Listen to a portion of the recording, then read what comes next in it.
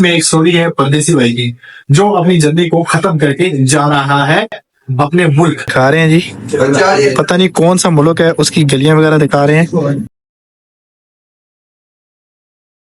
आपको पता है कि जब एक परदेसी एक जगह से दूसरी जगह जाता है या फिर स्पेशली अपने मुल्क को जाता है उसको खुशी भी होती है, लेकिन कुछ यादें ऐसी होती हैं जो यहाँ पे यारों दोस्तों के साथ स्पेंड करके जाता है, तो इसलिए ये थोड़े से खुश भी हैं। इस टाइम मेरा एक्सपीरियंस था, मैंने कभी भी इंटरनेशनल फॉरेन टूर नहीं किया था कभी। इंसान से किसी भी मुल्क जाता है तो बेहतर रोजगार के लिए जाता है, ब्राइट फ्यूचर के लिए जाता है, और उसके माइंड में बहुत ज्यादा टारगेट्स होते हैं जिनको वो कंप्लीट करना चाहता है। जी, वो मेरी उस तरीके से कंप्लीट तो नहीं हो सकी, लेकिन ये है कि आप ये कह सकते हैं कि 60% जो है वो चीजें मैंने काफी हद तक उसमें एक्सपीरियंस लिया है। साल और 11 माह लगाए इन्होंने और दियारे गैर के सफर को इन्होंने फिनिश कर दिया। यहाँ की बहुत सारी चीजों को एक्सप्लोर भी किया है। यहाँ पे स्पेशली जो खाने हैं वो बहुत एंजॉय किए हैं। वो लोग पाकिस्तान से मूव हो रहे हैं, किसी और कंट्री में दियारे गैर का सफर ज्वाइन कर रहे हैं, उनके लिए कुछ आप कहना चाहें कि भाई उनको कैसे प्लान करके आना चाहिए? क्या तो उसके बाद 2 ही रास्ते होते हैं, एक अच्छाई का रास्ता और एक बुराई का रास्ता। यहाँ पे जो भी आएगा अपना, अगर उसने अच्छाई के रास्ते पे और टारगेट्स को उन तक पहुंचने की कोशिश की तो वो जरूर पहुंचेगा इंशाल्लाह। माशाल्लाह हर बात में इनका एक लॉजिक है और हर बात सबों का मौज बात है। ये अस्सलाम वालेकुम, उम्मीद करता हूँ आप खैरियत से होंगे। तो गाइस सबसे पहले आप बताएं कि भाई आप कैसे हैं और आपकी लाइफ का सफर कैसा गुजर रहा है। मोस्टली मैं तो आपको बताता रहता हूँ, प्रदेश के हवाले से बताता रहता हूँ, लेकिन आज आप मुझे बताएं कि भाई आपका लाइफ का सफर कैसा गुजर रहा है। तो गाइस आज का सीन कुछ ऐसा है और सबसे पहले जाते हैं भाई खाना खाने, और खाना खा के वापस आएंगे और आज का व्लॉग होने वाला है बहुत ही जबरदस्त, क्योंकि इसमें एक स्टोरी है परदेसी भाई की जो अपनी जिंदगी को खत्म करके जा रहा है अपने मुल्क। तो स्टे ट्यून, और अगर अभी तक आपने हमारे YouTube चैनल को सब्सक्राइब नहीं किया तो जल्दी से सब्सक्राइब करें। एक मोटिवेशनल स्टोरी और एक बहुत ही जबरदस्त किस्म का इंटरव्यू आप इसके बाद देखेंगे। तो गाइस अभी मैं हमेशा की तरह आपको बाहर की एनवायरनमेंट दिखाता हूँ। बाहर की आप एनवायरनमेंट देखें, हाय हाय हाय हाय गाइस माशाल्लाह। ये मेरे मामू और ये दूसरे हैं जी बिलाल साहब। तो गाइस अभी मैं आपको यहाँ पे एक चीज दिखाता हूँ, हमारे सामने लगी हुई है टीवी, सब बहुत मजे की वो वीडियो दिखा रहे हैं, और इसी दौरान मेरे मामू ने मोबाइल पे भी वीडियो निकाली है। वो देखें गाइस, ये वीडियो दिखा रहे हैं जी, पता नहीं कौन सा मुल्क है, उसकी गलियां वगैरह दिखा रहे हैं, और इधर मेरे मामू ने ये निकाल दिया जी। पर ये चीज बड़े मजे की है, 3 बंदे हैं, हम बंदे के लिए एक एक प्लेट दी है सैलड की। ये देखें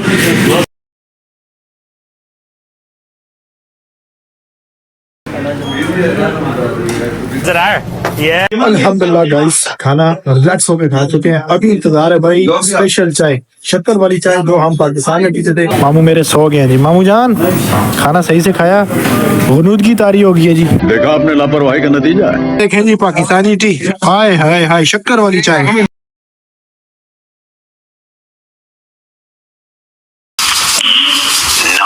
फाइनली अल्हम्दुलिल्लाह सुबह अल्हम्दुलिल्लाह हमारा खाना वगैरह हो चुका है। तो गाइस अभी तक इंट्रो मैंने नहीं किया, क्योंकि आपको पता है पिछले 3-4 व्लॉग से मैंने इंट्रो स्टार्ट किया है कि भाई व्लॉग के मिड में करना चाहिए मुझे इंट्रो। तो चलें रेडी हो जाए भाई, हम करते हैं इंट्रो। मेरी तरफ से आप सबको और दियारे गैर में बसने वाले तमाम परदेसी भाइयों को अस्सलामु अलैकुम। उम्मीद करता हूँ आप सब खैर वफियत के साथ अपने प्यारों के साथ लाइफ गुजार रहे होंगे। तो गाइस ऑलरेडी मैंने आपसे पूछ लिया है भाई अपनी तबीयत के बारे में बताओ, प्लीज कमेंट बॉक्स में बता देना कि आपकी तबीयत कैसी है। तो गाइस आज का व्लॉग बड़ा ही मजे वाला होने वाला है। गाइस आज के व्लॉग में 2 चीजें हैं, एक मोटिवेशन स्टोरी है और थोड़ी सी सैडनेस भी है। एक हमारे बहुत ही प्यारे भाई वो हमें छोड़कर वतन वापस जा रहे हैं, वो उनकी स्टोरी आपके साथ जरूर शेयर करेंगे। ये एक मोटिवेशनल स्टोरी होगी। तो एक परदेसी ने इतना जल्दी अपने दियारे गैर का सफर क्यों खत्म किया, वो हमें छोड़कर जा रहे हैं। तो आज उनसे थोड़ी सी बात करेंगे, इतनी ज्यादा नहीं करते क्योंकि वो बहुत ज्यादा सैड हो जाते हैं। जब उनसे वतन के हवाले से कुछ क्वेश्चन करो ना तो वो बहुत ज्यादा सैड हो जाते हैं। तो कोशिश करेंगे थोड़ी सी उनके साथ गपशप लगाए ताकि इससे आपको भी एक छोटा सा सबक मिले। मेरे हर व्लॉग में थोड़ी सी चबले वगैरह होती है, मुझे पता है, क्योंकि इसके बगैर व्लॉग जाता नहीं है ना ऊपर, समझ लो ना। कुछ मोटिवेशन भी होती है और मोस्टली हर व्लॉग में कुछ ना कुछ ऐसी बात होती है जो आपके लिए मोटिवेशन हो, लेकिन मुझे उम्मीद है कि आप वो बातें सुनते नहीं है। थोड़ा सा व्लॉग देख के उसको कट करके खली वली अरे बाप रे, ये तो धोती खोल रहा है। तो गाइस अभी आपकी मुलाकात करवाएंगे जी अदील भाई से। खाना खा के वो वापस आ रहे हैं। अल्हम्दुलिल्लाह अदील भाई ने बड़ी मुश्किल से मुझे 10 मिनट दिए हैं जी। अभी भी ये तैयारी कर रहे थे जाने की और ये इंटरव्यू दे ही नहीं रहे थे। कह रहे थे कि भाई मैं इंटरव्यू नहीं देता, मैं इमोशनल हो जाऊंगा व्हाटएवर। तो आपको पता है कि जब एक परदेसी एक जगह से दूसरी जगह जाता है या फिर स्पेशली अपने मुल्क को जाता है, उसको खुशी भी होती है, लेकिन कुछ यादें ऐसी होती हैं जो यहाँ पे यारों दोस्तों के साथ स्पेंड करके जाता है। तो इसलिए ये थोड़े से खुश भी हैं, खुश तो बहुत ज्यादा होंगे, थोड़े से गमगीन भी हैं, इनसे इनके फेस से लग रहा है। तो फाइनली अदील भाई मेरे सामने है जी। अदील भाई की तरफ कैमरा लेकर जाता हूँ और उनसे पूछता हूँ कि भाई आपकी ये जर्नी कैसी रही और आपने दियार गैर के सफर से क्या सीखा और इनकी जो फ्यूचर प्लानिंग है उसके बारे में भी इंशाल्लाह इनसे पूछेंगे। जी वालेकुम अस्सलाम, कैसे हैं आप? ठीक है? कैसे? जी शुक्र अल्हम्दुलिल्लाह अदील भाई मैं ठीक ठाक फर्स्ट क्लास। आप अपने बारे में बताएं जी, आपकी तबीयत कैसी है, आप ठीक है? जी अल्हम्दुलिल्लाह मैं शुक्र ठीक ठाक, सब खैर खैरियत से हूँ ठाक।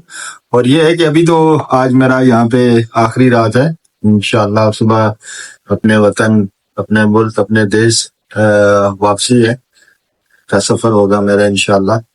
तो आपने जैसे कहा कि आने का जो होता है वो कैसा होता है, कैसा महसूस कर होता है इंसान। ज़ाहिरी बात है जब अपने पाकिस्तान मुल्क से इंसान दूसरे मुल्क जा रहा होता है तो वो एक अपने फ्यूचर की तलाश में होता है, फ्यूचर के लिए जा रहा होता है, अपने रोजगार के लिए, अपना एक नया सेटअप के लिए, एक नई चीजों को एक्सप्लोर करने के लिए आ रहा होता है। और इसमें एक इंसान के पास अपना एक माइंड में टारगेट होता है कि हमने जाके दूसरे मुल्क में कैसे उस मुल्क के निज़ाम को, उस मुल्क की जो वहाँ के रूल रेगुलेशंस हैं, वहाँ के जो सिस्टम है, उनको किस तरीके के साथ हमने देखना है।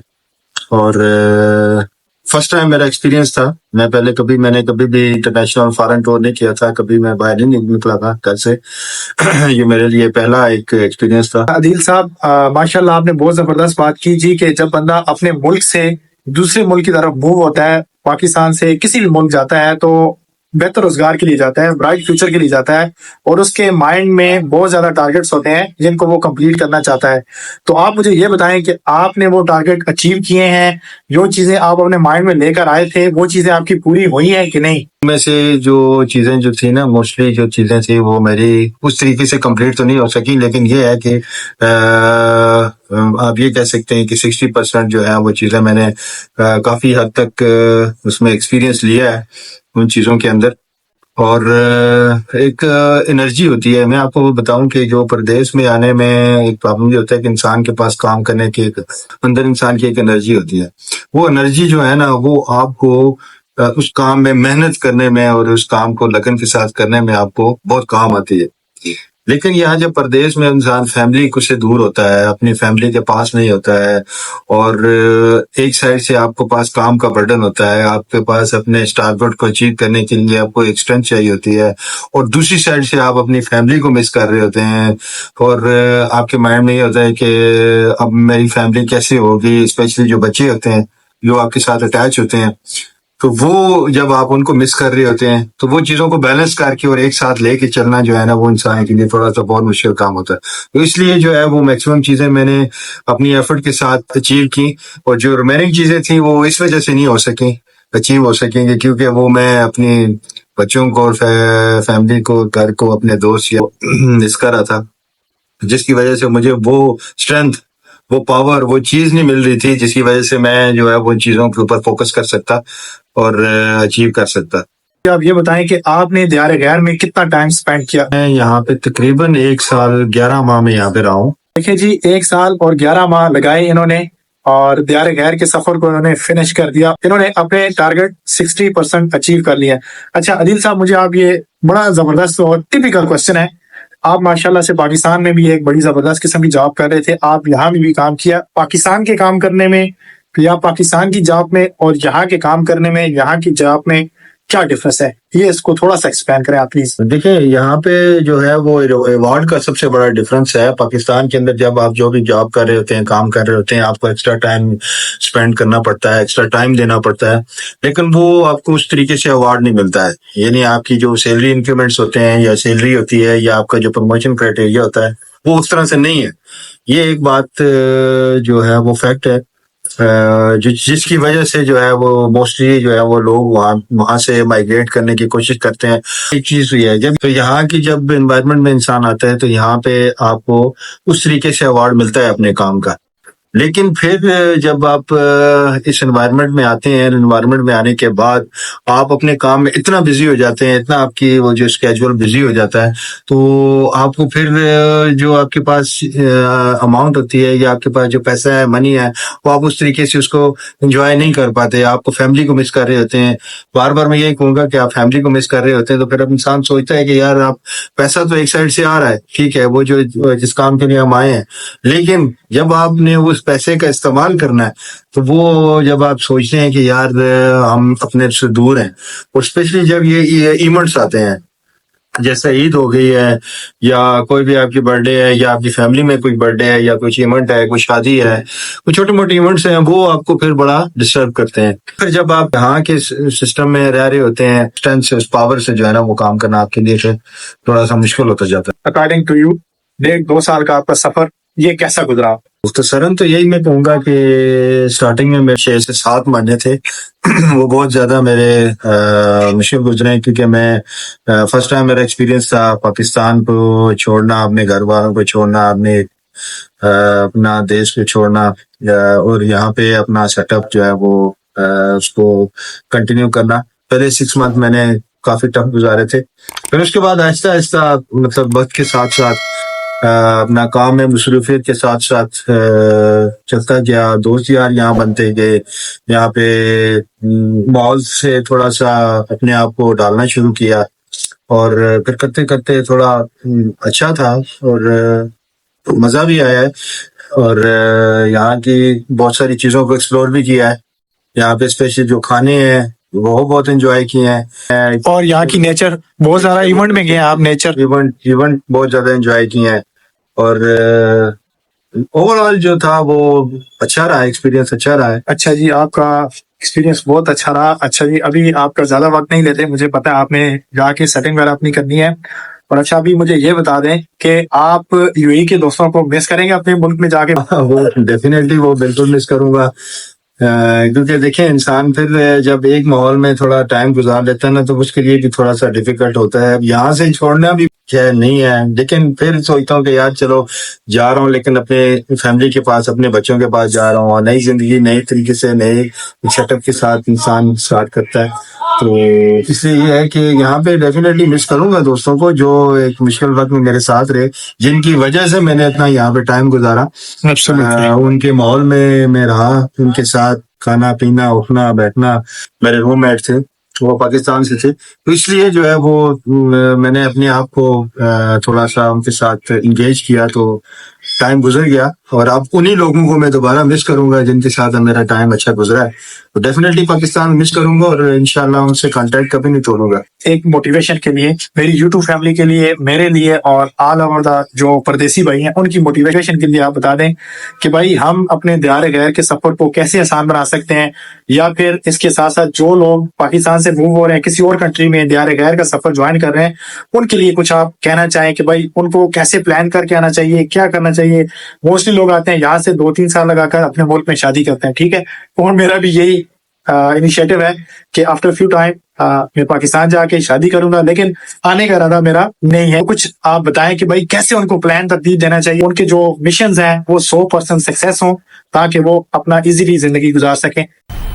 مزہ آیا.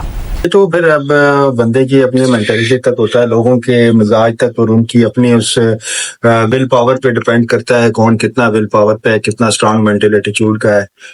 اس میں تھوڑا سا یہ ہوتا ہے کہ جس بندے نے فرسٹ ٹائم اگر ٹریول کیا ہے یا اپنے گھر بار کو چھوڑا ہے، اس کے لیے تھوڑا سا پرابلم یہ ہوگا کہ اس کو اپنے پاس یہاں پہ ماحول میں ایڈجسٹ کرنا پڑے گا. یہ تو اپنے لیے خود ماحول ڈھونڈنا پڑے گا، اپنے لیے خود کچھ ایسی ایکٹیویٹی رکھنی پڑے گی کہ جس کی وجہ سے وہ تھوڑا سا اپنے آپ کو مصروف رکھ سکے، ان چیزوں میں انوالو رکھ سکے جس کی وجہ سے وہ یہاں پہ سروائیو کر سکے. ڈفرینٹ قسم کی ایکٹیویٹیز ہوتی ہیں یہاں پہ، تھوڑا سا گھومنا پھرنا اور دوستوں کے ساتھ ٹائم سپینڈ کرنا. تو یہ اس کے لیے تھوڑا سا کرنا پڑے گا، کیونکہ جیسا میرا ایکسپیرینس تھا کہ جیسے ایک دم سے پاکستان کو چھوڑ کے یہاں پہ آنا، اور یہاں کا جو ایک لیونگ سٹینڈرڈ ہوتا ہے، لیونگ لائف سٹائل ہوتا ہے، وہ پاکستان سے اور ہماری اپنی جو فیملی میں ہم جیسے رہ رہے ہوتے ہیں اس سے ٹوٹلی ڈفرینٹ ہوتا ہے. ٹوٹلی 100%. کیونکہ دیکھیں ہم لوگ جوائنٹ فیملی میں رہ رہے ہوتے ہیں، کبھی ہم ویکینڈ پہ یا چھٹی میں یا آفس میں سیدھا گھر جانے کے بعد گھر سے بیٹھتے ہیں، گھر والوں کے پاس، فیملی کے پاس بیٹھ کے بات چیت ہو جاتی ہے، ٹائم اسپینڈ ہو جاتا ہے. یہاں پہ تھوڑا سا ایسا ہوتا ہے کہ آپ جیسے ہی یہاں پہ آتے ہیں یا اپنی جاب کنٹینیو کرتے ہیں تو صبح جاب پہ جائیں گے اور شام جب روم میں آئیں گے تو آپ اکیلے ہوں گے. وہ تنہائی آپ کے لیے جو ہے نا وہ بہت بڑا ایک چیلنج ہوتی ہے. چیلنج ہوتا ہے. تو اس لیے اس تنہائی کو آپ نے سب سے پہلے یہ کرنا ہے کہ اس تنہائی کو اپنی کسی مصروفیت میں کنورٹ کرنا ہے. جب آپ اپنی اس تنہائی کو کسی مصروفیت میں، ایکٹیویٹی میں کنورٹ کریں گے تو پھر آپ جو ہے وہ آپ کا مینٹل، آپ اپنے اندر ایک انرجی محسوس کریں گے جس کی وجہ سے آپ یہاں پہ اپنے آپ کو اس ماحول میں ایڈجسٹ کر پائیں گے. ادروائز آپ کے لیے وہ تنہائی بہت زیادہ ایک ڈینجرس ہو سکتی ہے. بہت زیادہ آپ اس ٹائم جو ہے نا وہ اپنی فیملی کو مس کریں گے، کیونکہ میں نے جیسے پہلے کہا کہ کچھ ایونٹس ہوتے ہیں جیسے برتھ ڈے یا شادی وغیرہ کچھ بھی، تو جب وہ ایونٹس آ رہے ہوتے ہیں تو نیچرلی انسان، گھر والے آپ سے کانٹیکٹ کرتے ہیں، اس وقت وہ سارے گیٹ ٹوگیدر ہو رہی ہوتی ہے تو آپ ڈیفینیٹلی اس چیز کو مس کرتے ہیں. اپنے آپ کو اکیلا فیل کرتے ہیں بہت زیادہ. اپنے آپ کو اکیلا نہیں چھوڑنا ہے، مینٹلی طور پہ آپ نے اپنے آپ کو اکیلا نہیں چھوڑنا ہے. آپ نے اپنی کسی نہ کسی ایسی ایکٹیویٹی میں اپنے آپ کو انوالو کرنا ہے جس کی وجہ سے جو ہے وہ آپ اپنے اندر جو ہے نا انرجی محسوس کر کے آپ اپنے جتنے بھی ٹارگٹس ہیں وہ آپ اس کو کمپلیٹ کر سکتے ہیں. اور دوسری سب سے بڑی بات یہ ہے کہ ایکسپینسز ہوتے ہیں. دیکھیں یہاں پہ آنے کے بعد سب سے زیادہ یہاں کا جو لائف سٹائل ہے وہ بہت زیادہ جس کو آپ کہہ سکتے ہیں کہ فری ہے. دیکھیں یہاں پہ ہر چیز دنیا کی اویل ہے. آپ اچھی چیز بھی ہے اور بری چیز بھی ہے. بے شک. اگر آپ اچھی چیزوں کی طرف جائیں گے تو آپ اپنی زندگی کو بھی بچا سکتے ہیں، اور یہاں پہ بری چیزیں بھی بہت زیادہ ہیں، اوپن بھی ہے. آپ نے کوشش یہی کرنی ہے کہ آپ کو اپنے آپ کو ان غلط چیزوں میں، غلط انوائرمنٹ میں اپنے آپ کو نہیں ڈالنا ہے. یہاں پہ پردیش میں اسپیشلی، کیونکہ آپ کے پاس پیسہ ہے، آپ پیسہ کمانے آئے ہیں. آپ ایک بار اس چیز میں پڑ گئے مینٹلی طور پہ تو آپ اپنے اب جو ٹارگٹ لے کے آئے ہیں پیسے کو سیو کرنے کا وہ آپ نہیں کر پائیں گے کبھی بھی. آپ یہی سوچیں گے کہ یس یہی ایک ایکٹیویٹی ہے، یہی ایک فن ہے. یہاں جو بھی اپنا ایکسپینس جو ہے وہ سیو کرنے کی کوشش کریں گے تو وہ جو آپ کی نیگیٹو ایکٹیویٹی ہوں گی آپ اس کے اوپر اپنا سارا جو ہے نا وہ ایکسپینس کرنا سٹارٹ کر دیں گے. اور ایٹ دی اینڈ یہی ہوگا، آپ کو پھر پریشانی ہو جائے گی کہ یار ابھی پیچھے میں نے سیو نہیں کیا، 2 سال ہو گئے ہیں، میرے پاس کچھ بھی نہیں ہے، میں نے یہ سیو نہیں کیا، میں نے وہ نہیں کیا، میرے پاس اتنا جو ہے نا وہ قرضہ ہے وہ میں نے ابھی اتارنا ہے. تو میرا یہی مشورہ ہے کہ جو انسان جو یہ پلان کرتا ہے یہاں پہ پردیش سے یہاں پہ آنے کا، تو اس کے بعد 2 ہی راستے ہوتے ہیں، ایک اچھائی کا راستہ اور ایک برائی کا راستہ. یہاں پہ جو بھی آئے گا اپنا، اگر اس نے اچھائی کے راستے پہ اور ٹارگٹس کو ان تک پہنچنے کی کوشش کی تو وہ ضرور پہنچے گا انشاءاللہ. ये बड़ी अच्छी बात कही है आप. माशाल्लाह बड़ी प्यारी बातें कर रहे हैं. इतने दिनों बाद 10 दिन तो मुसलसल मैं आपके पीछे लगा रहा, भाई मुझे टाइम दे, आपका इंटरव्यू दूं.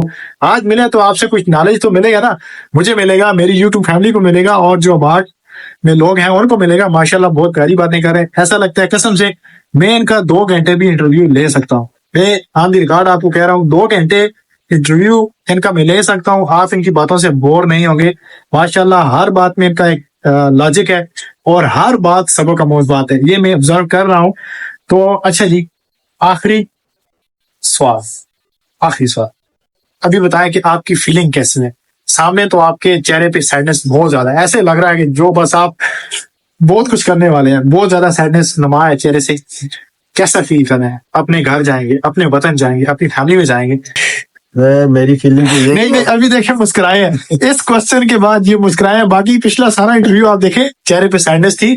और क्यों ना सैडनेस हो भाई, कि बंदा यहाँ पे दोस्तों यारों को 1.5 साल का अरसा, भाई छोटा अरसा नहीं होता, बहुत बड़ा अरसा होता है. जब वो आप एक ही यार हो, ड्यूटी से वापस आए, सुबह जाते हैं, उनको मिल के जाए, तो बहुत बड़ी ये टाइम पीरियड होता है.